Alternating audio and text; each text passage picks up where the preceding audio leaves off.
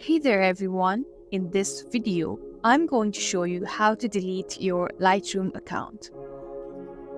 You don't want your Lightroom account anymore, and maybe you have thought of creating a new account and starting with that, and you really want to delete this current account and you don't know how to, then you have come to a right place. In this video, I'm going to show you how to delete your account in Lightroom. So without any further ado, let's dive right in. First thing first, let's tap into the app itself.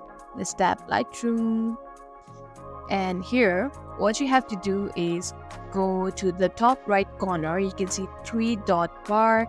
Let's tap into that. And at the very bottom, you can see option that is app settings. So you have to tap into that. And it's a very simple from now. So all you have to do is tap into your account that literally says your name. Just tap into that. And here in bold letter at the very bottom, you can see delete Adobe account. So you know what to do now. All you have to do is press that delete Adobe account and your Adobe account will be deleted. I hope this video was helpful. This is very simple. So this is how you delete your Adobe account or your Lightroom account. If you have any queries, do not hesitate to comment in the comment section down below. I'll be more than happy to help you with that. Thank you for watching, and we'll see you in the next video.